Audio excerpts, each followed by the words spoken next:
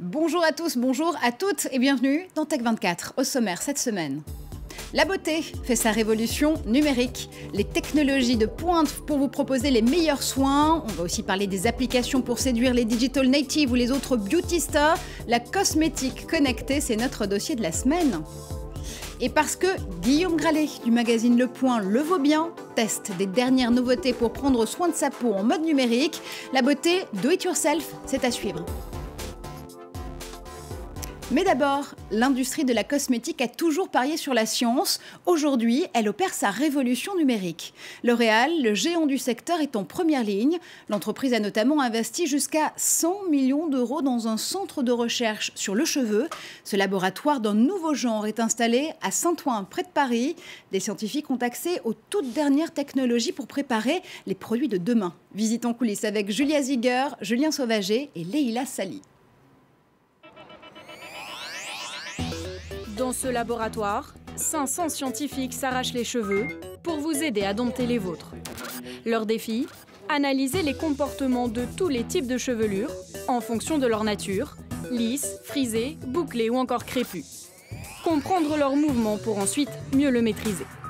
Pour cela, ils sont aidés par des robots uniques au monde. Celui-ci s'appelle Mover.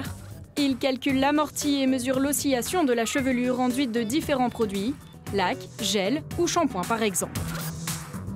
Son fonctionnement est composé finalement de 5 caméras.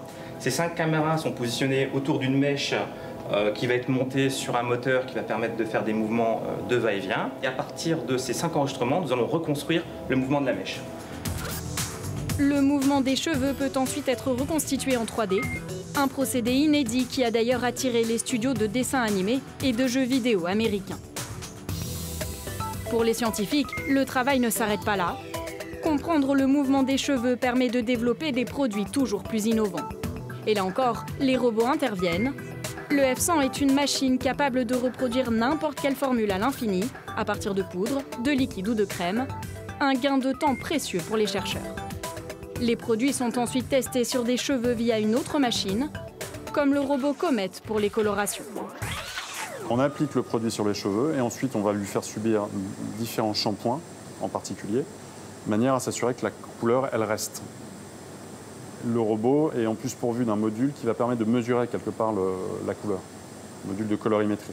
Après X shampoings successifs, on fait ces mesures de colorimétrie et on s'assure de la tenue du produit de coloration.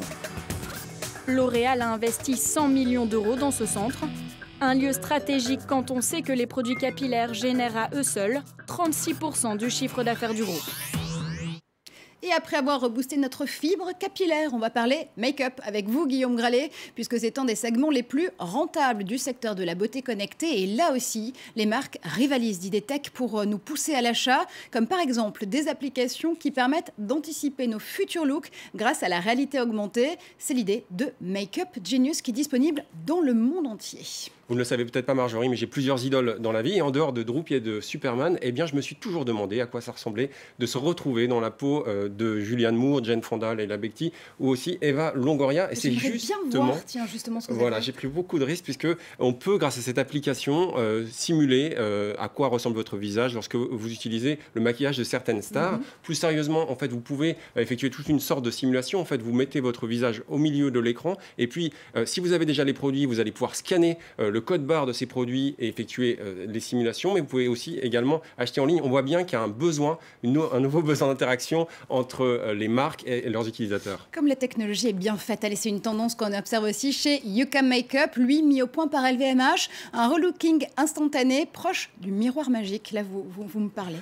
Le miroir magique, alors on peut se retrouver, c'est selon dans La Belle et la Bête, dans Podane, il y a tout un tas de fictions, même Shrek qui utilise ce fameux miroir magique. Là, on est plus proche de la réalité, on va pouvoir simuler, il faut avoir beaucoup d'imagination, du rouge à lèvres, du fard à paupières. Ce qui est intéressant, c'est qu'on peut partager tout cela très facilement à travers les réseaux sociaux. Une autre application s'appelle Modiface Photo Editor, et là, elle va vous permettre de gommer beaucoup d'imperfections, des grains de beauté s'ils ne vous plaisent pas, par exemple.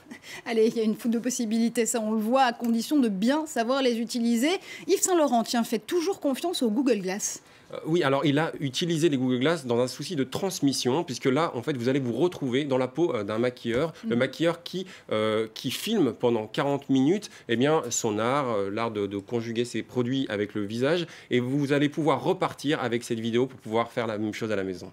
Moi, je vais vous avouer qu'un de mes rêves, quand j'ai vu notamment le 5e élément, c'était d'avoir le même casque que Lilou, l'héroïne, qui pouvait d'un coup d'un seul être maquillée en quelques minutes avec juste des lunettes. Et c'est devenu réalité. Oui, encore une fois, la science-fiction nous rattrape, puisque là, on a une double technologie qui est développée par Moda by Foreo. On vous propose déjà d'avoir un mapping, une cartographie de votre visage de manière extrêmement précise, 90 images par seconde pour avoir une exacte orientation, même des mouvements de votre visage. Et puis, vous allez mettre de votre tête dans ce qui ressemble à une grosse bulle, et à l'intérieur, on va peindre, on va imprimer les produits de beauté sur votre visage. C'est fait de manière extrêmement fine, autour du micron, on est à l'échelle du micron, et tout ça, ça va refléter votre souhait qui est passé par une photo que vous avez préalablement envoyée. Bref, lorsque vous ressortez la tête de cet appareil, vous ressemblez vraiment à ce que vous désiriez au départ. Un visage modélisé, ça c'est bien, mais la nouvelle tendance, c'est de pouvoir créer ses propres produits de beauté.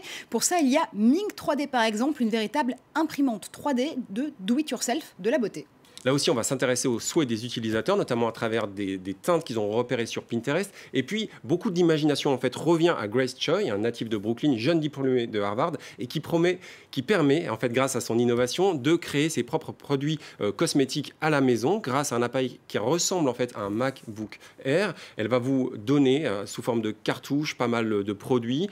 Certains sont incolores, et elles vont vous permettre, grâce à une alchimie dont elle seule a le secret, d'avoir vos propres produits. Alors, ce qui est intéressant, c'est qu'elle a été approuvée par la FDA. Vous savez, l'institut qui regarde un petit peu, qui est un petit peu le gendarme de tout ce qui est sécurité aux États-Unis. Et elle a surtout un projet open source pour développer d'autres produits de ce type. Il y a une autre initiative, cette fois-ci, on revient en France, et qui s'appelle Romy, qui, elle, veut créer un peu le Nespresso des produits cosmétiques. Là où, également, on est dans le do-it-yourself qu'on pourra avoir un jour, tout simplement dans sa salle de bain. Bon, alors on vous a vu en Eva Longoria juste par application. Cette fois-ci, on aimerait bien vous voir tester d'autres produits tout de suite. C'est Test 24.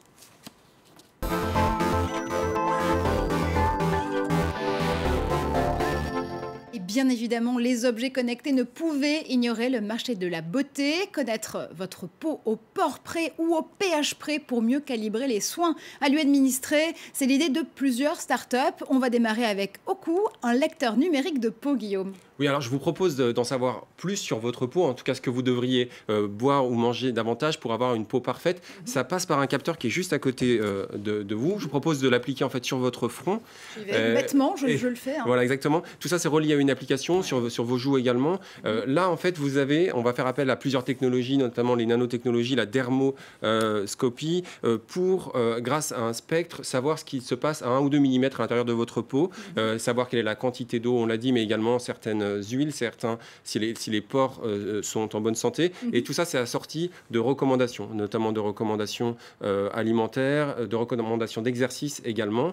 On est dans la meilleure connaissance de soi-même. Allez, on donne le pouvoir à sa peau, cette fois-ci avec une version, comment dire, Eyes Wide Shut ou Fantôme de l'Opéra, c'est au choix. C'est en tout cas un masque Mapo, le masque qui porte plutôt bien son nom, tiens. Oui, on a un petit peu une drôle de tête avec ce masque que je vais vous montrer tout à l'heure. Alors, c'est une belle prouesse technologique, on montre déjà l'électronique, qui revient à une société française qui s'appelle Wired Beauty, qui est domiciliée à l'usine IO à Paris. Et cette start-up a en fait eu l'idée de poser plusieurs capteurs, des capteurs qui vont là aussi mesurer la température, mesurer votre degré d'hydratation de la peau.